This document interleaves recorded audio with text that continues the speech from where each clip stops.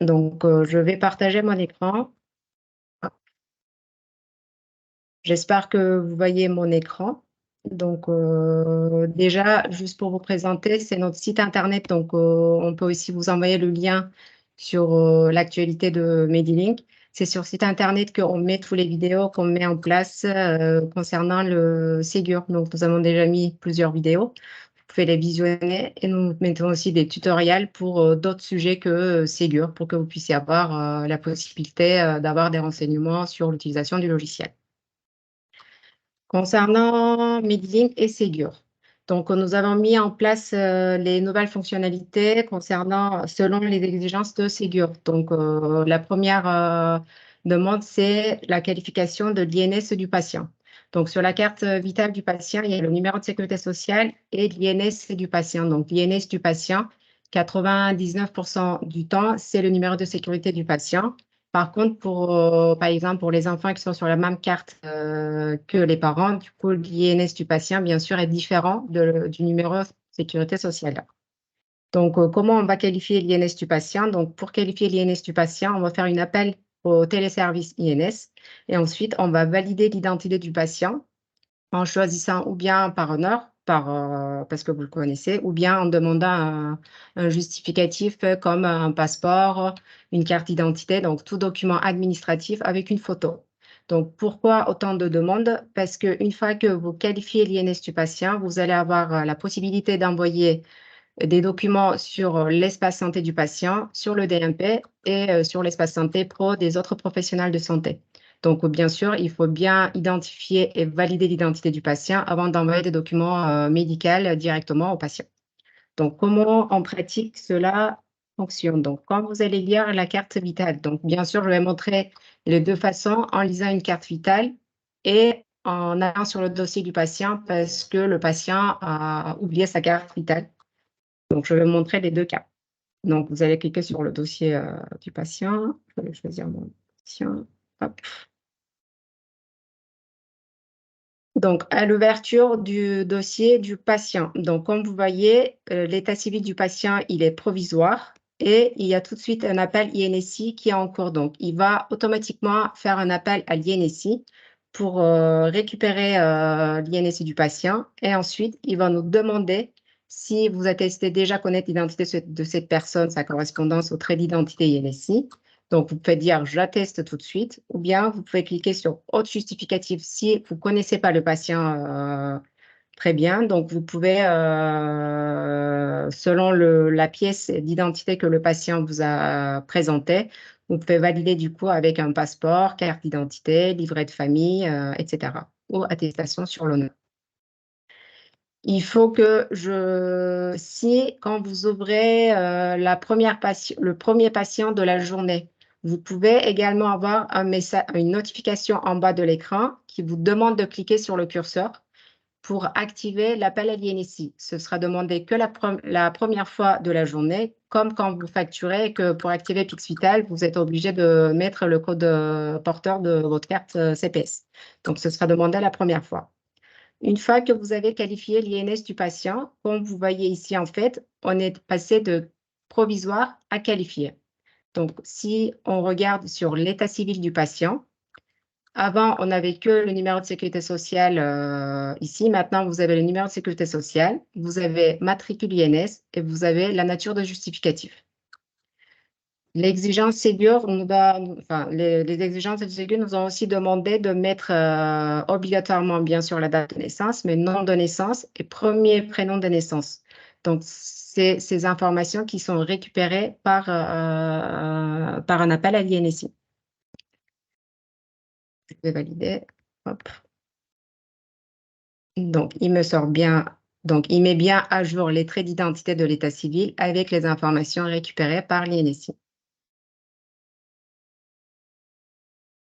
Donc, une fois qu'on a qualifié l'INSI du patient, comme vous voyez ici en haut de l'écran, en haut à droite, j'espère que vous suivez bien mon curseur, vous avez le MS Santé du patient qui est fonctionnel. Donc, qu'est-ce que c'est le MS Santé du patient? C'est son adresse messagerie patients, messages sécurisés patients. Et les patients, ils ont droit d'aller, enfin, ils ont la possibilité d'aller sur MS Santé via l'espace santé patient. Il faut juste qu'ils activent leur MS Santé. Donc, dorénavant, vous allez pouvoir envoyer un document sur l'espace santé du patient et le patient va pouvoir récupérer son ordonnance, son certificat ou les informations que vous lui fournirez par son espace santé. Il faut aussi savoir que le patient n'a aucunement le droit de vous répondre, sauf si vous demandez. Donc, c'est à vous de couper la communication avec le patient. Et le patient ne peut pas juste un matin se lever et dire aujourd'hui, j'ai oublié mon médicament, je vais envoyer tout de suite un mail à mon médecin pour demander si je double la dose à midi. Donc, le but de cette messagerie n'est pas du tout qui vous envoie des mails en longueur de la journée. Donc, les patients n'ont pas le droit de prendre l'initiative de vous envoyer un mail. Donc, ensuite, les exigences, enfin, le CPM, Amélie, vous demande en fait d'établir des volets de synthèse médicale. Donc, il faut que pour les patients qui sont ALD, donc il faut que vous envoyiez 50% des volets de synthèse médicale sur le DMP pour les patients ALD. Et si vous envoyez 80% de votre patientèle en ALD, des VSM sur le DMP, vous allez avoir une prime de one shot qui est de 3 000 euros. Donc, nous avons facilité cet envoi. Donc, volet de synthèse médicale, maintenant, il est à droite de l'écran. Vous pouvez cliquer dessus. Il va récupérer tout de suite les pathologies en cours, les antécédents médicaux, les facteurs de risque et les traitements longue durée. Vous pouvez mettre un point de vigilance. Et comme vous voyez sur la petite flèche, ce document de volet de synthèse médicale va être envoyé tout de suite sur le DMP. Il va être envoyé sur le patient, sur le MS Santé du patient et sur le MS Santé Pro, si vous n'êtes pas le médecin traitant ou vous souhaitez aussi envoyer ce volet de synthèse médicale à son cardiologue, à son pneumologue, donc un autre professionnel de santé. Si vous ne souhaitez pas ou le patient ne souhaite pas que vous envoyiez ce document sur son espace santé, vous pouvez décocher. Vous avez le droit de décocher toutes les cases, mais voilà, vous devez quand même envoyer sur le DMP automatique voilà, pour le bien du patient, parce que cela permet à tous les professionnels de santé d'aller sur le DMP et d'aller récupérer les informations nécessaires pour le patient. Donc, une fois que vous avez validé, le document va être envoyé directement sur l'espace santé du patient, sur le DMP, et c'est tout. Voilà. Donc, il va essayer d'envoyer sur le DMP et sur l'espace santé. Malheureusement, je ne suis pas un médecin, donc je n'ai pas un compte de vrai médecin, donc je n'ai pas accès au DMP, bien sûr. Donc, moi, j'ai un message d'erreur, mais vous, du coup, vous allez pouvoir envoyer directement sur le DMP. Vous allez également pouvoir cliquer sur le DMP pour aller dans le dossier partagé du patient. Vous pouvez ajouter d'autres documents si vous le souhaitez via Medilink. Vous pouvez rapatrier aussi des documents, des volets de synthèse médicale ou des comptes rendus qui étaient faits sur le dossier du patient directement dans Medilink. Jemile, juste, je vous coupe, on a deux questions là qui arrivent. Selon la démonstration, soit vous préférez y répondre quand on est dans le sujet, soit à la fin, comme vous préférez. Je peux répondre tout de suite. Il faut juste que je trouve les questions. Donc, en fait, c'est Docteur Pichon qui a levé la main. Il y a une deuxième main levée. Donc, Docteur Pichon, je vous laisse poser votre question. Ouais. Oui, bonjour à tous. Juste deux questions sur le DMP. Il y avait une date limite sur la prime dont vous parliez qui était au 30 juin. Est-ce que vous savez si elle est décalée, puisque la livraison des logiciels Ségur a été faite tardivement, numéro un. Et deux, depuis la nouvelle version, je n'ai pas vérifié, mais on avait des difficultés de paramétrage de ce VSM qui n'était pas tout à fait ergonomique, sur lesquels il manquait un certain nombre de médicaments qui étaient dans les ordonnances, etc. Est-ce que ça a été amélioré et est-ce qu'on peut le paramétrer?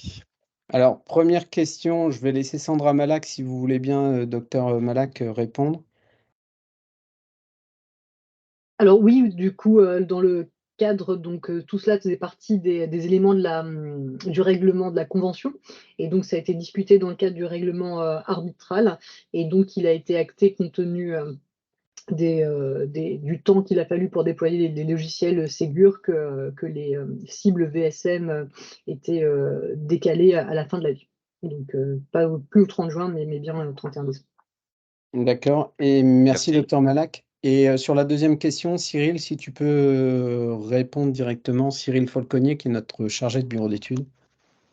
Oui, bonjour. Alors, je voudrais juste demander une petite précision.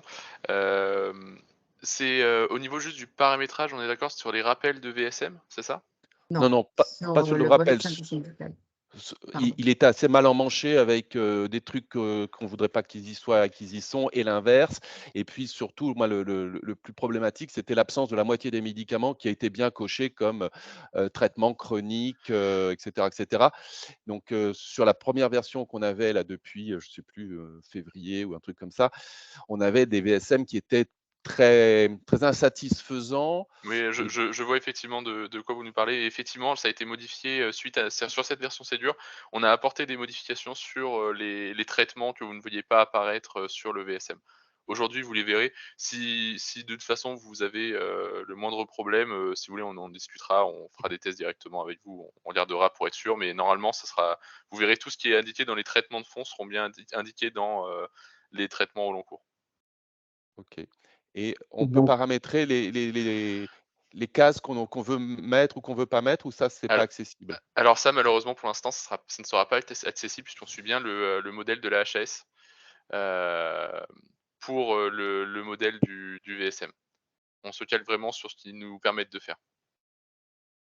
Par contre, si je peux ajouter, du coup, sur le modèle qu'on nous a donné, enfin, qu'on nous a fourni à HAS, il faut mettre, du coup, les antécédents médicaux, chirurgicaux. Comme vous le voyez ici, allergie, intolérance, antécédents familiaux. Donc parce que j'avais discuté avec vous sur le sujet, s'il y a des antécédents que vous ne souhaitez pas mettre dans le VSM du patient, parce que le patient ne souhaite pas ou parce que, voilà, parce que vous ne souhaitez pas, peut-être que vous mettez aussi des informations sur d'autres cas que des pathologies. Vous pouvez les mettre dans dans d'autres catégories que médico-chirurgicaux familiaux, qui vous permettra de les cacher ou bien les glisser sur d'autres catégories. Vous pouvez les prendre et les glisser sur une autre catégorie, en fait. OK. Et les antécédents gynéco ne sont pas dedans? Ils sont pas, Pour la moitié de la voilà, population peut poser un problème, ça s'appelle les femmes. 52% de notre population. Oui, voilà, les obstétricaux, du coup, malheureusement, n'est pas demandé par HAS. Donc, pour le moment, ils ne sont pas sur le volet de synthèse médicale, mais je suppose qu'il y aura des améliorations et des corrections, du coup, dans les versions par rapport à HAS. Donc, c'est eux qui nous demandent, en fait. Docteur Malac voulait intervenir peut-être. Merci beaucoup. En fait, au-delà du modèle de l'HAS qui définit ce qu'on veut voir dans un VSM, les antécédents, etc., il n'est pas dit que l'exhaustivité des antécédents qu'un médecin a pu rentrer dans son logiciel, l'appendicectomie 1982 et l'éventuel IVG, par exemple pour les antécédents obstétricaux, doivent impérativement apparaître tels quels dans le VSM. Si il paraît légitime, du coup, c'est les modalités d'implémentation dans les logiciels que si un médecin veut retenir ou décocher l'intégration dans le VSM de tel ou tel antécédent ou rajouter les antécédents obstétricaux, par exemple, ça puisse être faisable. C'est pas quelque chose qui est interdit par ni par les référentiels HAS, ni par les implémentations ou le CIDIS, etc. Ça doit pouvoir être fait si c'est implémenté dans les logiciels et c'est pas interdit. Ok, donc ça, on va revoir. Docteur Sylvie Ebrard, qui a levé la main également. Oui, Sylvie Ebrard. Donc, juste, je voulais savoir si quand on met dans la messagerie ou dans le DMP le volet de synthèse, on a la date à laquelle on l'a mise. Parce qu'après, il va falloir modifier en fonction des événements. Donc, il faudrait savoir à quelle date on l'a mise dans le dossier pour pouvoir le remettre s'il y a des modifications. Bien sûr, tout document sur le DMP est enregistré avec la date pour qu'il y ait un suivi du patient. Merci, Djemilé. Et docteur Durieux, qui a levé la main aussi. Oui, bonjour, c'est juste, faudra que j'appelle le service technique, j'imagine, parce que la démonstration est chouette, mais comme j'ai un deuxième écran, j'essaye de faire en même temps, mais moi, il me dit que il ne reconnaît pas. Voilà. Ah, erreur lors de l'appel au téléservice quand je mets mon code de CPS. J'imagine que c'est des histoires de paramétrage, mais c'est juste pour illustrer que quand on est au milieu des patients, de nos soins non programmés, de nos patients chroniques, de tout ce qu'on doit assumer, en fait, si le logiciel il déconne de temps en temps, c'est vrai qu'on n'a pas toujours le temps de s'y replonger. En tout cas, c'est mon cas. Complètement d'accord. Donc, du coup, Frédéric Chaban qui est connecté, note votre demande. On va vous rappeler si vous êtes Ça ressemble à la disponible. vraie vie. Bah oui. On a Dr Carole Larger également qui pose une question. Oui, bonjour. J'interviens là parce que j'ai posé exactement la même question dans la ligne de questions. Nous, on a fait remonter chez Medilink que les services, téléservices, rien ne fonctionne depuis qu'on est sous Medilink. Et on nous a dit que c'était parce que le site de la Sécu n'était pas encore opérationnel et que ça venait pas de Medilink. Donc, pour moi, j'ai exactement le même message que le collègue qui vient de prendre la parole. Et j'attends que la Sécu fonctionne. Alors, est-ce que ça vient intervenir peut-être?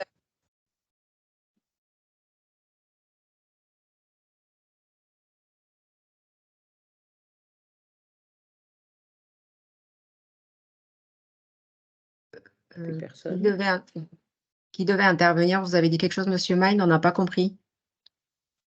Oui, je m'excuse, j'ai visiblement un problème de réseau. Frédéric, peut-être que tu peux intervenir. Il y a eu en effet des interruptions de service au niveau des téléservices qu'on est prévenu par le GIE Sésame Vital.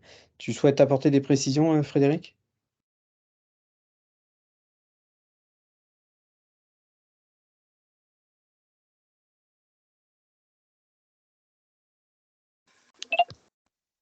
Personnellement, ce n'est pas une interruption de service, hein, ça n'a jamais fonctionné.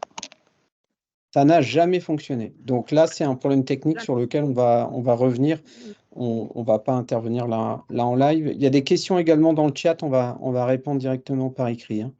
Je vous laisse, s'il y a d'autres mains levées peut-être, tant qu'on est dedans, ou est-ce que ce sont des anciennes mains?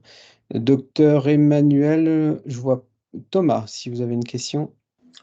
Oui, bonjour. Je vous appelle parce qu'en fait, nous, moi, je trouve on était sur Chorus, on est passé sur Medilink au mois de décembre. Je trouve que ça ramait pas mal, on cliquait, on attendait des fois 3 secondes pour que le clic soit enregistré, etc. Et puis, on a l'impression qu'en fait, que c'était freiné par le VPN, que en fait, les choses, bon an, mal an, ont été meilleures. Vers le mois de mars, c'était beaucoup mieux. Et puis, on est passé donc sur la nouvelle version Ségur de Medilink, sur la mise à jour récente. Et là, à nouveau, c'est pareil, on revit la même chose, c'est-à-dire il y a des moments, en fait, on clique 3-4 secondes avant que le clic soit pris en charge. Voilà. Et puis, systématiquement, moi, je commence le matin, j'ai rarement terminé à midi mes consultations. Sur les coups de 2 heures, il faudrait quasiment que j'éteigne et que je rallume parce que j'ai l'impression que pareil, que ça rame, que tout d'un coup, une fois 1h30 passée, je crois qu'il y a une mise à jour qui se fait à 1h30, à nouveau, voilà, c'est reparti. C'est fastidieux quoi, dans ces moments-là, quoi, en fait, quoi. Ça, c'est la première chose. La deuxième chose, c'est vrai que depuis qu'il y a eu la mise à jour récente, j'ai l'impression j'apprécie beaucoup votre logiciel, mais j'ai l'impression de jouer à un jeu électronique. Je clique partout, quoi, en fait, quoi, pour désactiver, pour pas envoyer tout de suite une ordonnance par Medimel, etc. Parce que là, le patient est devant moi, parce qu'on fonctionne encore avec du papier, etc. Enfin, voilà, c'est fastidieux, quoi. Je ne sais pas si on peut décocher la fonctionnalité d'envoyer systématiquement les ordonnances, en fait. Je vais montrer. Du coup, pour répondre, je peux répondre tout de suite à votre déjà question sur le décochage. Du coup, les exigences de Ségur, c'est que à chaque fois que vous faites un volet de synthèse médicale ou une prescription, le document soit envoyé sur le DMP automatiquement sur l'espace santé du patient et espace santé pro. Donc, vous pouvez les décocher avant de le faire. Déjà, c'est la première chose. Donc, ce sera décoché que pour cette fois-ci, pour ce patient. La prochaine fois que vous allez faire une volée de synthèse médicale ou de prescription, tout sera recoché.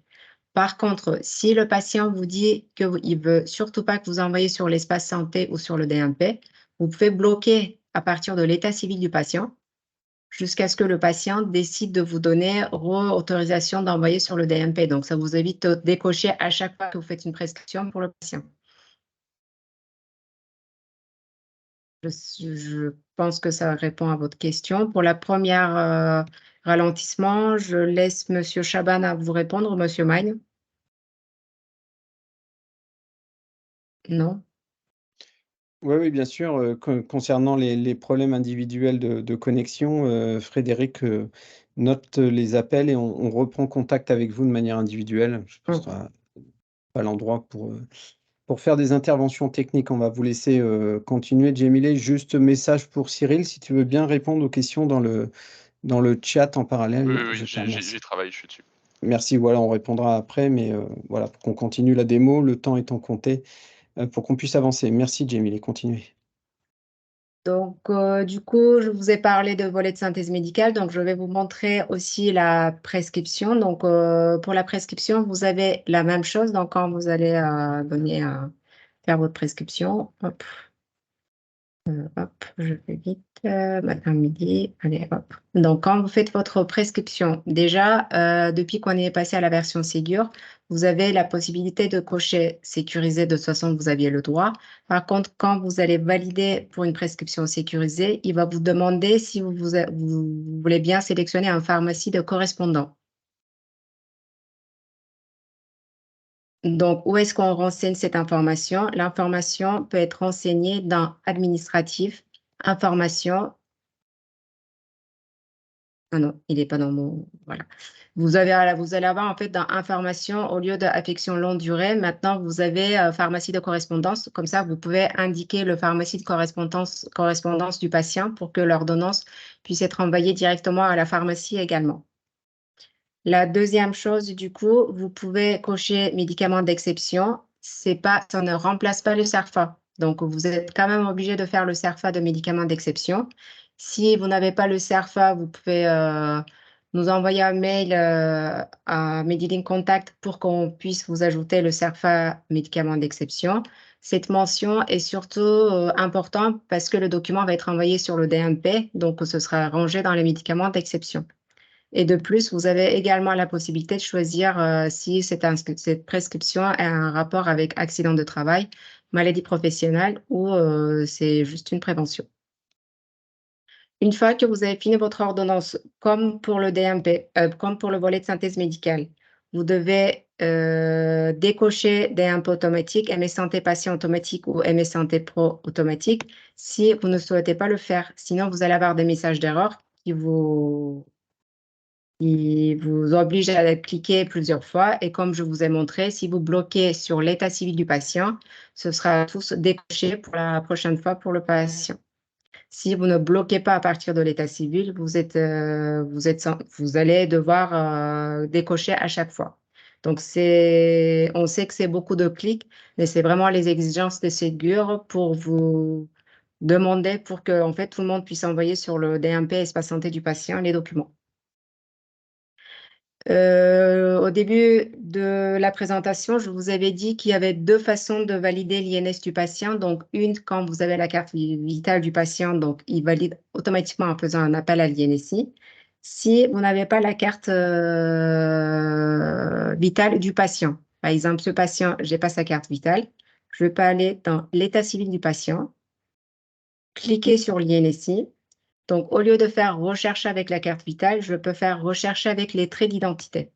Quand je fais avec rechercher avec les traits d'identité, il faut bien mettre le prénom et le sexe du patient. Donc, il faut donner le plus d'informations possible. Ensuite, vous validez. Il va du coup récupérer les traits d'identité du patient et comme ça, il va mettre à jour les traits d'identité du patient. Et ensuite, vous pouvez choisir la nature de justificatif. Comme tout à l'heure, ça peut être une attestation sur l'honneur ou un document justificatif avec une identité forte. Et comme vous voyez, en fait, sans la carte vitale du patient, vous pouvez qualifier l'identité du patient. Surtout si les patients, ils ont l'habitude de laisser les cartes vitales au secrétariat, vous pouvez du coup faire le nécessaire, même sans avoir la carte vitale du patient. Au début de la formation, je vous ai aussi dit que vous avez une demande, enfin, il faut que vous ayez envoyé 50% de votre patientèle en ALD, que vous envoyez un VSA, un volet de synthèse médicale sur le DMP pour 50% de votre patientèle en ALD. Pour ceci, nous avons mis dans mon compte paramétrage des rappels VSM, volet de synthèse médicale. Un rappel, donc vous pouvez ajouter les rappels que vous souhaitez. Par exemple, pour les patients en ALD, vous pouvez dire qu'il faut qu'il y ait un rappel tous les 6 mois pour tous les patients qui ont une ALD. Vous pouvez faire la même chose pour une inclusion dans un protocole. Vous pouvez faire aussi pour des pathologies spécifiques. Donc, quand vous validez, si j'ouvre de nouveau mon patient qui a un ALD, du coup, vous allez voir que je vais avoir un rappel systématique. Vous avez dû voir tout à l'heure, mais peut-être que vous n'avez pas fait attention.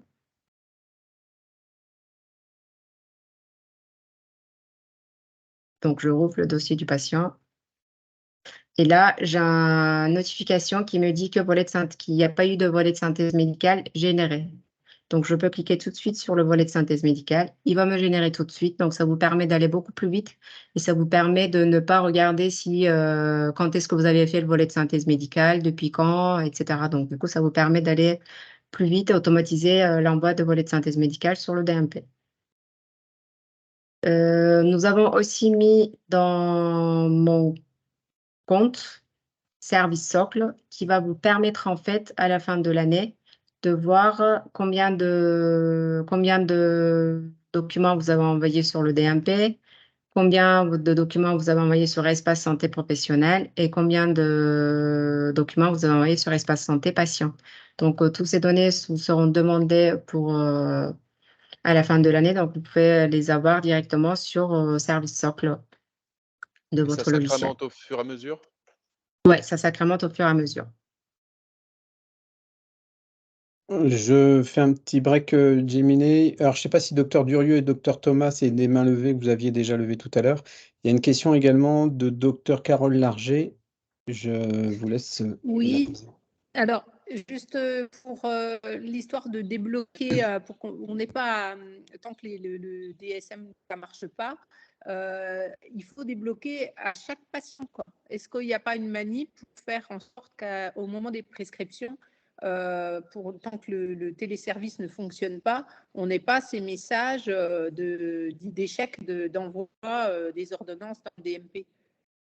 Parce que s'il faut le faire à chaque patient, le temps qu'on fasse le tour de notre patientèle, j'espère que ça fonctionnera quand même. Mais, voilà. Déjà, je pense que M. Chaban va vous appeler assez rapidement parce que c'est pas normal que l'appel à l'INSI ne fonctionne pas, à part s'il y a une panne de leur côté. On va revoir, mais voilà. l'appel a été fait Voilà. à vos services. Pour l'instant, on nous a dit qu'il n'y avait pas de solution. Donc, si vous en avez une autre, tant mieux. Mais OK, bon, on va voir alors. Mais voilà, on va voir. il n'y a pas Après, moyen de bloquer voilà. pour tout le monde. C'est dans chaque dossier patient, c'est ça? J'ai bien compris. Non, du coup, c'est vraiment par dossier patient. Après, si c'est vraiment bloquant et qu'il n'y a pas de solution, donc on verra avec M. Chaban. La seule solution, c'est on peut vous remettre dans une version ancienne qui n'est pas version Ségur, en attendant qu'on retrouve un moyen de faire fonctionner l'appel INSI dans votre établissement, dans votre maison de santé. OK. Merci. Docteur Durieux, du coup. Oui.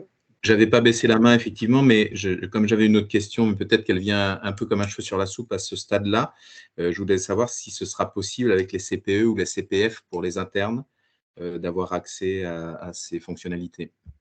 Non, pour le moment, en fait, ces fonctions validation de l'INS, du coup, n'est possible qu'avec la carte CPS des médecins dans les maisons de santé, dans les cabinets libéraux.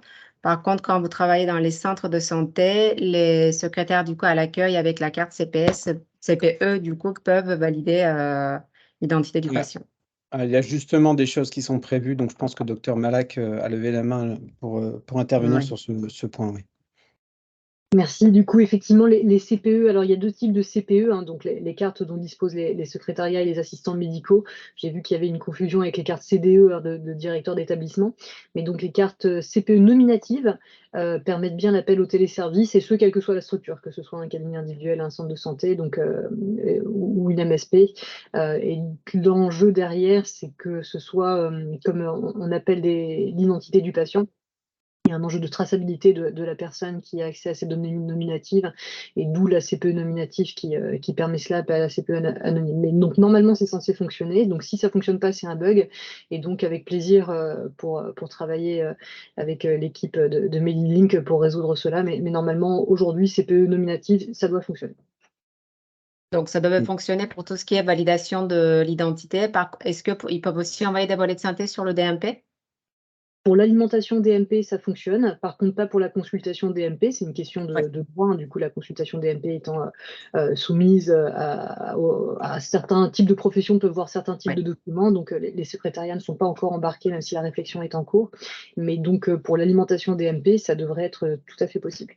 Donc, avec les CPE nominatifs, ils peuvent tout à fait envoyer des volets de synthèse. Super. Merci beaucoup. Et les Ok. CPF des internes en formation paramétrés? Normalement, c'est le cas.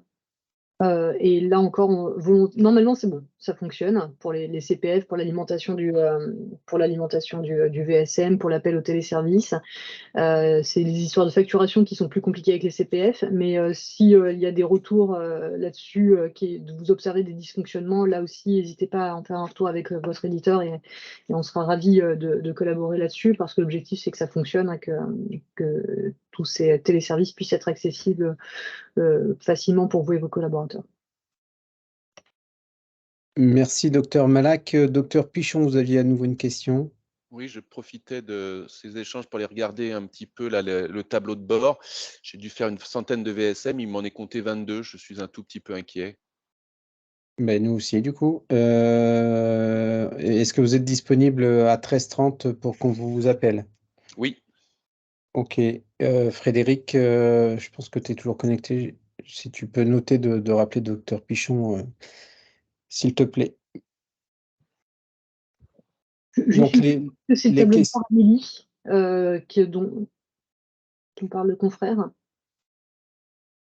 C'est dans le docteur Pichon, c'est bien dans le tableau de bord de Medilink, hein, que vous vérifiez ça. oui, oui, bien sûr, oui. Oui, oui, c'est ce que D'accord. vous nous avez montré. Là, j'y suis allé, Ouais, ouais. aliment, machin, synthèse médicale, mois courant, nanana, mois courant, et année courante, totale 22. Ok, ben Est-ce ça, que vous avez envoyé tous les VSM via la version Ségur de Non, Medilink ou vous êtes... j'avais commencé avant parce que c'était possible. Donc Ouais, j'espère je que pense que... c'est récupéré parce que je me suis quand même tanné. Et vu mon profil psychiatrique obsessionnel, je vais demander un avis psychiatrique après. vous inquiétez Mais on va pas, régler ça en dehors. Je ne vais pas faire ma crise devant tout le monde. Je sais me tenir.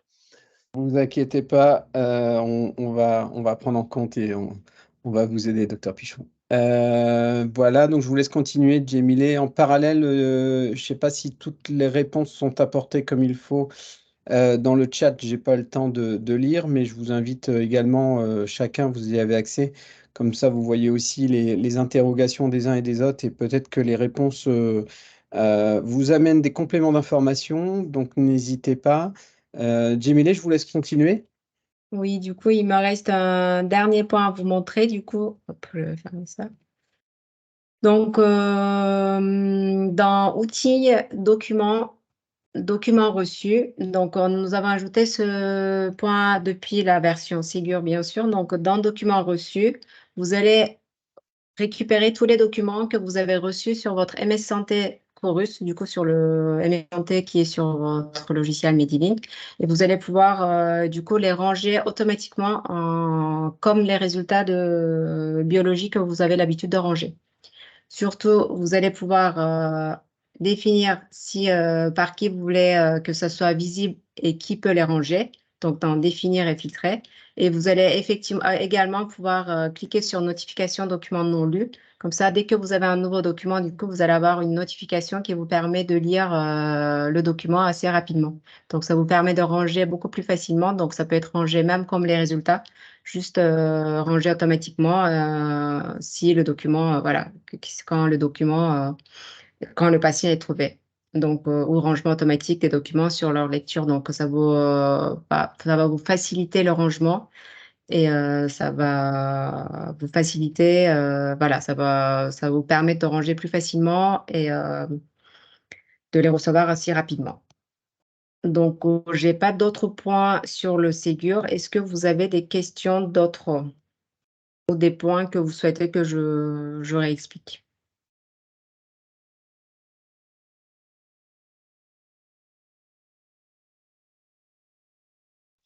Ok, je vois qu'on a à nouveau une question au docteur Mermet.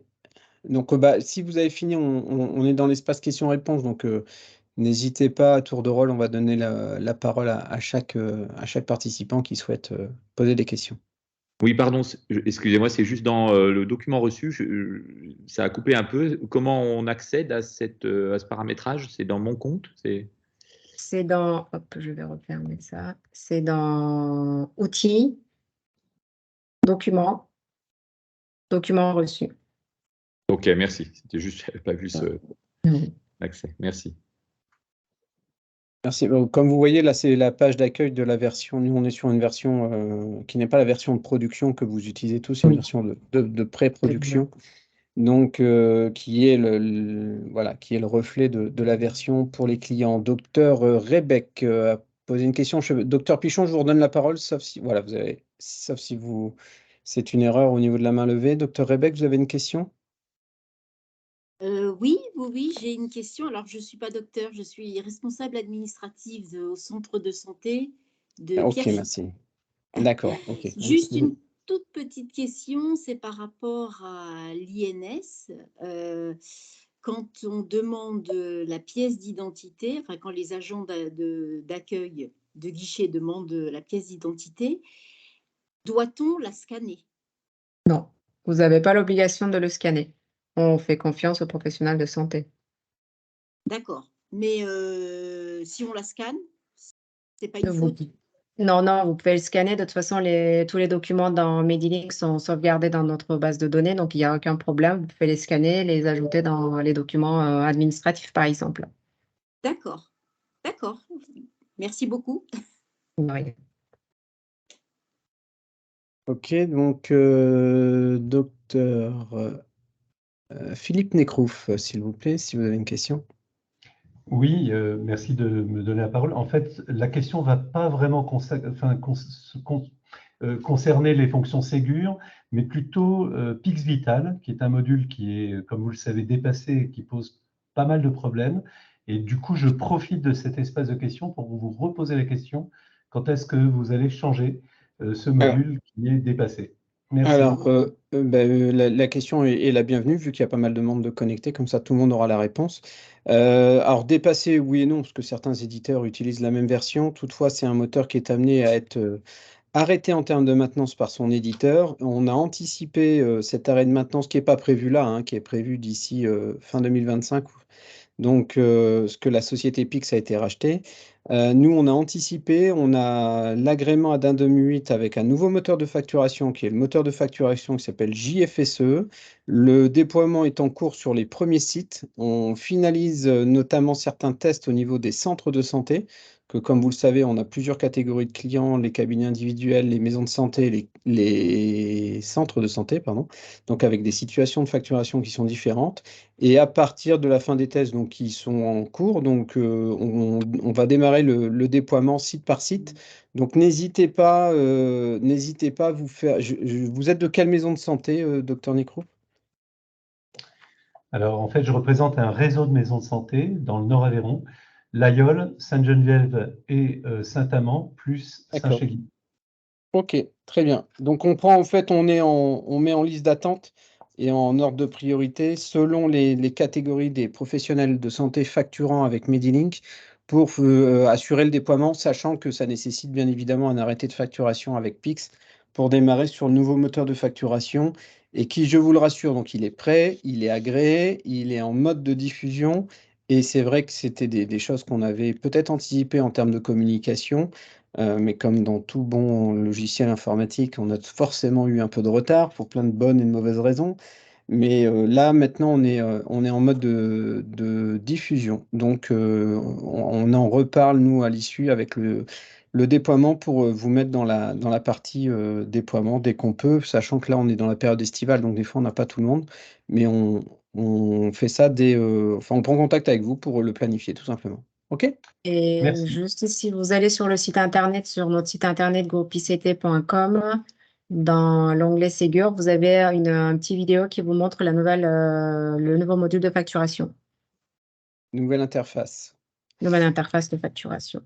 Madame ou docteur Noémie Topin, vous avez levé la main. Oui, tout à fait. Donc, moi non plus, je ne suis pas docteur. Je suis l'assistante médicale de la maison de santé Porte de Vanves à Paris. Et j'ai bien vu vos réponses dans la conversation, mais le problème, c'est que quand on appelle votre service technique, qui sont très charmants et très, très compétents, mais ils ne nous donnent pas les mêmes réponses que ce que vous nous indiquez là, par rapport notamment à l'utilisation de la CPE pour l'accès aux téléservices. Moi, j'ai eu plusieurs retours comme quoi c'était pas possible avec une carte CPE nominative d'accéder aux téléservices. Eh bien, écoutez, ça a été affirmé donc par Dr Malak. Peut-être qu'il y a un souci technique chez nous qu'on va résoudre et qu'on va regarder tout de suite après la visio, si vous voulez bien, et surtout repasser l'information à chacun des hotliners pour être sûr que le discours soit uniforme au niveau des équipes. Merci. Ok.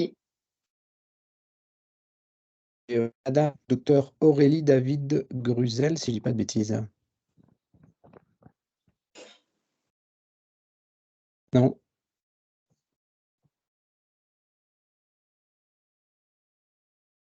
Docteur Aurélie David Gruzel, non? Il faut que vous allumiez votre micro. Oui, peut-être que c'est ça. Merci. Non. Ça ne veut pas marcher. Non. On ne vous entend pas. Est-ce que vous pouvez nous écrire sur la conversation, comme ça on peut vous répondre en direct? Alors, c'est peut-être juste un problème de paramétrage, ça ne prend pas votre micro de votre PC ou de votre Mac. C'est peut-être juste ça. Du coup, il y a donc là on avait fait le tour. Je ne sais pas si c'est des mains levées qui sont restées levées, docteur Pichon, docteur Rebec, Madame Topin. N'hésitez pas à prendre la parole. Oui. Deux questions. Je n'ai pas le module conversation sur mon écran, donc je ne peux pas vous parler par écrit. Ça tombe bien, je suis bavard avec la bouche. Juste sur la messagerie MS Santé, en Auvergne-Rhône-Alpes, on a deux adresses. Il y a l'adresse Système Santé Rhône-Alpes et puis la vôtre. Ce qui fait que par rapport aux messages documents reçus, est-ce que ça fusionne les deux, ce sur quoi le Ségur s'était engagé, la fusion des différents dispositifs, ou est-ce qu'on reste que sur l'adresse MS Santé Medilink que j'utilise jamais? Il me semble que ça prend que adresse MS Santé Medilink, mais je vais quand même demander la confirmation à Monsieur Polconnier pour être sûr. Ouais, c'est vrai que s'il y avait possibilité de fusionner les différents canaux de communication, c'est pas mal parce qu'on a maintenant 3, 4, 5 logiciels différents pour des trucs un peu différents. C'est celle que vous avez avec mon Sysra? Ouais, c'est mon Sysra, ouais. Par contre, on n'a pas fait la redirection de mon Sysra vers votre adresse MS Santé Medilink. Je n'ai pas cette notion-là. Eh bien, si vous souhaitez, on peut prendre rendez-vous. Je peux vous faire la redirection de mon Sysra sur votre adresse MS Santé Medilink. Alors, il faudra qu'on en cause pour que ce soit homogène sur les 30 médecins du centre de santé, parce que si je pense qu'on on a des paramétrages différents, on va devenir fou aussi, là aussi.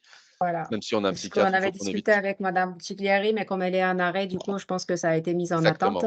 Ouais, il faudra Voilà. qu'on revoie ça. Donc, ce sera possible à terme. Donc, ça, c'est une bonne Voilà, nouvelle. c'est possible si vous faites la redirection de mon Sysra vers Chorus MS Santé. Comme ça, vous recevez tout sur Medilink et tous les documents seront rangés automatiquement. OK. Du coup, Gemini, si vous voulez répondre, docteur Gruzel qui est écrit « Je n'ai pas compris la différence entre document et la messagerie ». Documents. Les documents que je vous ai montrés en fait dans dans outils documents reçus. En fait, dans ce dossier, vous allez recevoir tous les documents, donc pièces jointes, qui vous seront envoyés sur votre messagerie sécurisée. Donc, MS Santé, Chorus, qui est dans messagerie sécurisée. Donc, quand, par exemple, un hôpital vous envoie un compte rendu opératoire, vous recevez un mail avec le compte rendu. Donc, le mail va rester dans le message sécurisé. Par contre, le compte rendu va être envoyé directement dans le dossier qui s'appelle document reçu, qui va vous permettre de ranger le document, puisque vous avez besoin de ranger le document, mais pas le courrier entier. Je ne sais pas si c'était clair. Faites un check de la main, peut-être si C'est c'est bon. bon. Ok, super, merci. En parallèle, dans le chat conversation, donc, Dr Malak a mis le lien pour la commande des cartes CPE nominatives pour faciliter justement donc les fonctions liées à cette CPE. On a également des questions. Il n'y a pas eu de. À quoi servent les certificats de l'ANS, Monsieur Malek, qui pose cette question. Les certificats de l'ANS permettent aux secrétaires dans les centres de santé de faire des téléservices comme déclaration de médecin traitant ou accident de travail. Est-ce que M. Paul Cognet peut me Oui, confirmer je vais cette j'ai précisé. Alors en fait, l'objectif de ces certificats, ça sera de pouvoir justement accéder aux téléservices sans forcément de carte CPS dans les centres de santé. Dans un premier temps, aujourd'hui, vous aurez uniquement la possibilité d'ajouter le certificat pour utiliser l'INS. Mais dans un futur proche, notamment avec la vague 2 du Ségur, vous aurez d'autres certificats qui seront accessibles depuis le logiciel pour justement éviter l'usage de la carte CPS.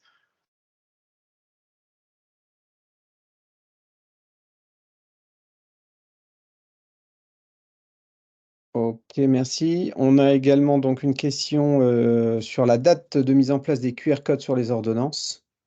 Ça, Cyril, si tu peux Ah répondre oui, également. j'avais répondu à l'écrit, mais effectivement, Ah, pardon. alors nous sommes en phase de pré-série actuellement avec l'assurance maladie. Donc l'objectif, on est en train de faire une phase de test avec un nombre restreint d'utilisateurs et une fois que cette phase de test sera validée par l'assurance maladie, on pourra déployer plus largement à tous nos utilisateurs. Ok, merci. Et pour répondre à Monsieur Malek, Frédéric, si tu veux bien noter de rappeler Monsieur Malek dans l'après-midi, si possible, pour l'aider sur la mise en place de ce service, parce qu'il n'y arrive pas dans Medilink. Voilà. Je regarde parce que le temps, il est 23 et je sais que Docteur Mermet, vous voulez poser une question. Oui, je reviens sur les QR codes. J'avais posé la question en quoi les ordonnances seront sécurisées. Ça sera justement le QR code. C'est ça les ordonnances sécurisées, parce que actuellement, ce qu'on appelle ordonnances sécurisées, c'est celles qui sont sur le papier spécial de la. Alors, effectivement, pas uniquement. Vous aurez aussi un envoi de cette prescription qui sera fait sur les serveurs de l'assurance maladie directement via votre CPS finalement. C'est pour ça que sans CPS, vous ne pourrez pas faire d'e-prescription ou d'ordonnance numérique, c'est le nouveau nom aujourd'hui de ces ordonnances-là. Et ça vous permet donc de sécuriser votre prescription. Ok. Si c'est bon, Docteur Pichon, vous vouliez poser une question? Pour une fois, non, j'avais oublié de baisser la main. Ok. Alors, je vais profiter des 5 minutes qui nous restent comme j'ai fait l'introduction, je vais faire la conclusion déjà pour vous remercier tous d'avoir pris du temps sur cette pause déjeuner pour participer à ce webinaire donc dédié à quelques fonctions Ségur qui sont les plus importantes pour le moment. Il y aura d'autres webinaires sur les autres fonctions.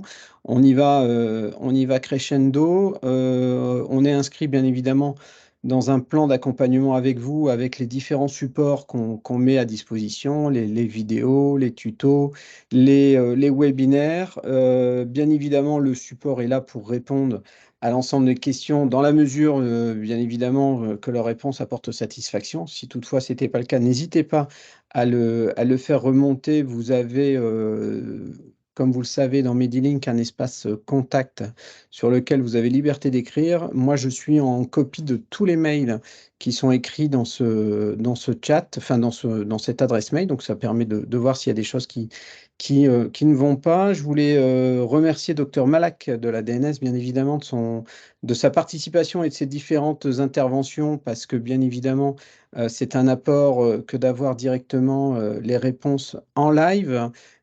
Pour répondre, oui, il y a une vidéo qui est enregistrée, donc on la mettra à disposition sur le site internet pour que vous puissiez revisionner donc ce webinaire et on en fera d'autres également. J'ai vu aussi qu'il y en avait certains qui avaient eu du mal à se connecter. Alors c'est vrai qu'on a privilégié l'outil Teams parce que c'est un outil de la suite Office. Donc, il y a pas mal de gens qui l'utilisent et on a surtout la possibilité de l'utiliser via un simple navigateur web en mettant l'identifiant mot de passe du webinaire. Donc j'espère que, bien évidemment, alors c'est jamais évident, parce qu'il y a plusieurs outils, hein, notamment depuis le Covid, qui sont sortis pour faire des vidéos. Donc on essaye d'utiliser celui qui est le plus répandu. J'espère aussi que vous avez eu le niveau de réponse auquel vous vous attendiez. Les réponses qui sont d'ordre plus individuel, c'est-à-dire des réponses à des problèmes techniques, on a noté en parallèle dans le chat les personnes qu'on doit rappeler. Sur le plan, le plan général de Medilink, juste pour conclure 3 minutes sur le sujet, on a fait évoluer Chorus dans un logiciel qui s'appelle Medilink. C'est bien une évolution d'ergonomie, une évolution fonctionnelle, avec notamment le référencement Ségur et toutes les évolutions liées au dossier de spécification de référencement, le fameux DSR de la vague 1, qui impose un certain nombre de contraintes, qui donc découle un certain nombre de clics. On essaye d'améliorer bien évidemment l'ergonomie, donc le nombre de clics. Toutefois, on ne fera jamais l'économie des fois d'une validation sur laquelle il faut soit valider, soit annuler. Ça, c'est très compliqué dans le monde de l'informatique. Je peux vous assurer qu'on ne fait pas exprès de rajouter des clics pour embêter le monde, hein. On essaye au mieux d'améliorer l'ergonomie pour que ce soit conforme à l'usage quotidien que vous avez avec l'outil et également conforme au côté réglementaire auquel on est imposé, hein. Il n'y a pas que le Ségur, comme vous le savez, il y a tout le reste qui tourne autour. Donc voilà, c'est des améliorations qu'on porte. On va aussi vers une amélioration aussi de l'accompagnement de plus en plus. Et puis, ce qui est essentiel aussi, c'est de vous dire qu'on compte sur vous pour alimenter le DMP au meilleur que vous puissiez le faire, bien évidemment. Si vous rencontrez des problèmes techniques, vous n'hésitez pas à solliciter nos équipes du support. Elles sont là pour répondre à vos attentes et vous accompagner au quotidien. Voilà, en tout cas, je ne veux pas prendre plus de temps que celui qu'on vous a monopolisé sur cette heure. Tiens à vous remercier. Et on va continuer dans cet esprit-là et on doublera la communication, on la triplera parce qu'on l'a mis sur la page d'accueil de Medilink, on l'a fait par SMS et on la triplera par mail également pour ceux qui ne reçoivent pas les SMS. Je vois que dans le chat, il y a encore quelques questions. Nous rencontrons trop d'ralentissement et de plantage de Medilink. Je souhaite un rappel. Docteur Puech, donc ça c'est pour le support, on va vous rappeler. Pour la difficulté d'accès à Teams, il suffirait de nous inciter à se connecter depuis un navigateur via le lien générique de Microsoft et pas le lien dans Medilink, car le pop-up en JavaScript censé lancer Teams sur navigateur ne fonctionnait pas. Bon, bizarre. Et puis moi, j'ai pas conversation, donc je peux pas vous envoyer mon 06, donc je vous l'ai envoyé par mail. Très bien. Eh bien, écoutez, merci Docteur Pichon et merci à tous en tout cas pour ce webinaire et je vous souhaite bonne continuation, bonnes vacances pour ceux qui ont la possibilité d'en prendre cet été et passez tous un bel été. Merci et à bientôt. Merci beaucoup. Merci. Merci. Merci, au revoir. Au revoir. Au revoir.